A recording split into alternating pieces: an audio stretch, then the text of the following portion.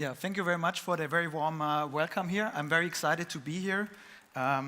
Many people maybe know the startup Dakuda or the background. So I'm quite happy that with the high-profile group of speakers from established companies and university, I can also represent a little bit the startup world.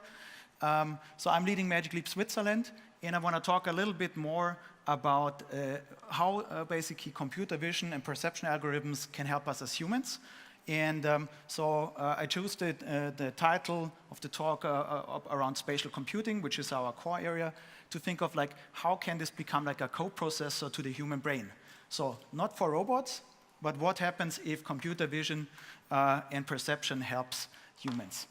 So first of all, let's start what spatial computing is. And of course, you will hear many definitions. And so I want to keep it very simple, because most of you know in virtual reality, you're completely shielded off from what's going around in the real world, right? So you're completely immersed. With augmented reality, you're superimposing images, but they're not really interacting with the real world. And basically what we want to do in spatial computing is that the digital content really lives in your living room and interacts with you. It understands, the scene around you, where's a table, where's a chair, and this experience is completely different from anything else that was there in the previous computing platform. And that's why I wanted to show you a brief example of an experience which was co-developed with the band Sigur Rós, which is called Tonandi, and it stands for sound spirits. And this is quite a lot about touching different objects, and they have their own sound. So I hope there's also sound.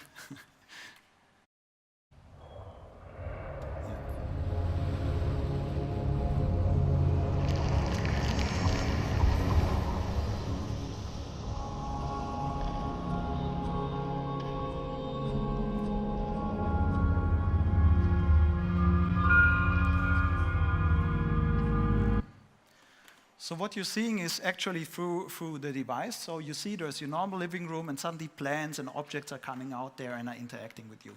This is something which is an experience which is on our first device, which we just launched for creators in August, and I will talk a little bit more about it. So what does Magic Leap do? Basically, we build a new computing platform. Today, most of us are on a computing platform like a smartphone. You use your smartphone, you use your laptop, and the question is, what comes after that? What are we going to do? And it's all like an interface problem. How do we interface better in a way with us as humans? So who of you knows why smartphones are so big today? Anyone have an opinion? Power dissipation. For the power? Power is a good argument, but power is a secondary part. Primary one is the display. So we could architect a display with higher resolution, but our human brain would not get a big advantage, right? So that's why they're not getting smaller. So this is why when we wanted to attack what's coming after that, we fundamentally started with a better interface to humans, and that comes through the display. And the aspiration for us is really to enable digital things to live with us together, so not by themselves, but really coexist with us in the real world. So the display is seen as a gateway to the eye-brain system. And we already heard it before. The visual part is very powerful sense, which overrides many other parts. And so we're using this basically as the front door. So what are the challenges, or why is it not trivial? If you look at today, most of the virtual reality and augmented reality headsets that are out there, they suffer from the problem that basically you're looking at a screen in front of you, but you get the perception that an object is somewhere else. Like there's the rotation of the eyes and the focus.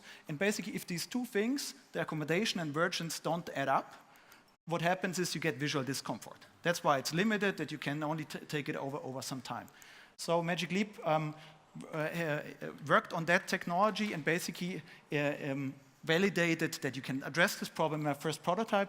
This one was called the Beast, because of its sheer size. So it was like a large-scale refrigerator, and not the European size, but really the American one, right? So really big. So the concept is like this. Today we get signals projected on our retina coming from objects. Like you look at a tree, and then the light comes in, and then our brain says, oh, okay, I'm seeing a tree. So what we're trying to achieve is, how do we physiologically correct add digital light field on top of what's coming in on the analog way anyway.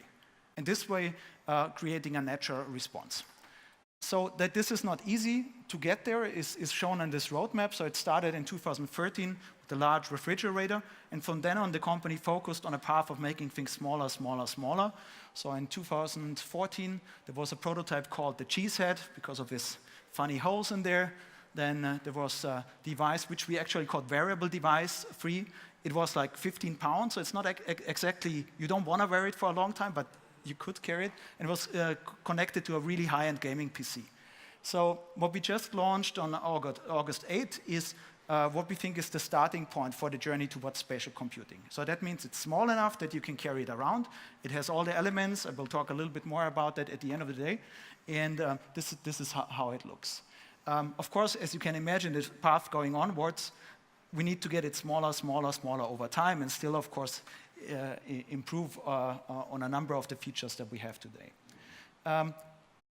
What you see here, like Magic Leap 1 is our first product for developer. This is a little experience where I just placed some Lego blocks basically on the table. So this is an actual table, actual room.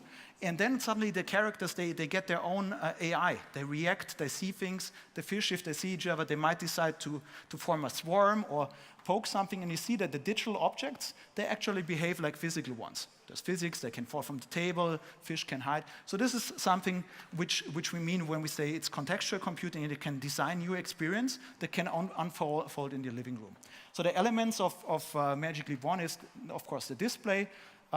Then it's lightweight and portable, that it's a next generation interface. You can use natural body inputs, not just voice, but also you can touch things, which is a very important part for it, and that it's physiologically correct. And of course, the part where I want to talk a little bit more about is the contextual computing part, that it understands not just you, but also the environment around you. So computer vision is a key part of that. Of course, we do a lot more than vision, but for the sake of the discussion, let's start with that part. Computer vision is the heavy part that we already did before in the startup Dakuda, and which we brought into the first product. So a topic that we address is, you saw already in the talk from Margarita, tracking in an unknown space is super, super tough to do it in real time in environments you have not been in. It actually gets a little bit more complicated also if a human is behind, because we're very susceptible against small little errors. Then world reconstruction or scene reconstruction, that you need to reconstruct the whole world in a digital way, because only then we can tell, which is which. And when you touch an object, for instance, we need to know, you're touching something, right? And then also hand tracking and eye tracking, because if we don't know where you're looking, we cannot, place. So the display needs to adapt. We need to know where is your eyeball center, where are you looking, and then we can basically, with the hardware-software combination, adapt the display accordingly. So what can you do with spatial computing? And again, this is just the beginning of the journey. We imagine that things that you're doing today on your laptop, on your iPad, on your smartphone, you will be still continuing doing them, maybe in a slightly different way. But these are applications that accompany us throughout the day. An obvious one is obviously we can, let's say, unscreen the world. You can project any virtual screen, because we're projecting light onto your retina, so you can have a screen as large as you want. Watch sports in a new way, have the screen here, and the 3D view of that maybe here. Then, of course, shopping will change. We have, for instance, also a browser which is supported for spatial computing. You see a chair you like, you can just drag it out in your living room, and you can walk around and see if you like it. But then also for sports and health applications, it's something where we think there are quite some interesting use cases, and where we have partners that are already working on there. So today is really the step one. We are basically working, therefore, closely with developers to learn how to use this platform. And I can tell you, like, for anyone who came into this world, even the best experts had to relearn stuff that they did before, because suddenly you have to integrate with the real world, and that's a completely different paradigm. So let me talk a little bit about who we are as well, because I think one topic that came up from Susan already was the ecosystem. And I think it's very important to realize what kind of ecosystem we have here, because it's fundamentally something where everyone will benefit, and I think not everyone knows how good it is already here. So for Magic Leap, it was started in the US, headquarters is in Florida, And basically together with Israel and New Zealand, we're one of the key outposts, so to say. So the company is a startup, but it already has a number of offices, and we're transforming the company right now to an international one. And Switzerland can play a key role in that transformation. So a few faces from different startups that are in our team. So obviously Martin, my co-founder at Dakuda, is leading the computer vision and algorithms teams. Maybe some of you know Coaba. Herbert joined us recently, who's heading the user sensing and digital health area. Then from Composite Light Labs, Eric, and from Lemoptics, Nicolas, where we are now also expanded towards Lausanne. So we're in Zurich, we're also in Lausanne. Magic Leap Switzerland was founded 2017 in February with an acquisition. And for us, it was really the point where we saw with Dakuda, we were successful on mobile and VR. And we were just blown away by the demos that we have seen already at that stage, because we saw it's a much, much bigger context. Because this is something where potentially in 5 to 10 years, everyone will have some kind of spatial computing device, and we have the chance to shape that upcoming market. The way we approach things is still similar to what we did before.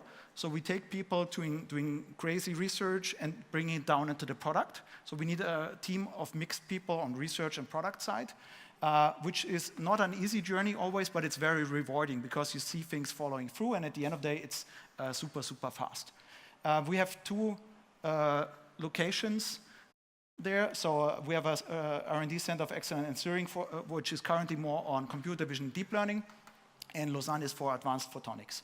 And as I mentioned, digital health and user sensing, an exciting new topic which we're pushing, which is also, I think, a very good fit with Switzerland and also with the European market itself. And of course, we're still looking for new talented people that are motivated to shape the journey forward. Okay. With that, I would conclude my talk, and maybe there are still some time for questions, or we do it later. Thanks a lot.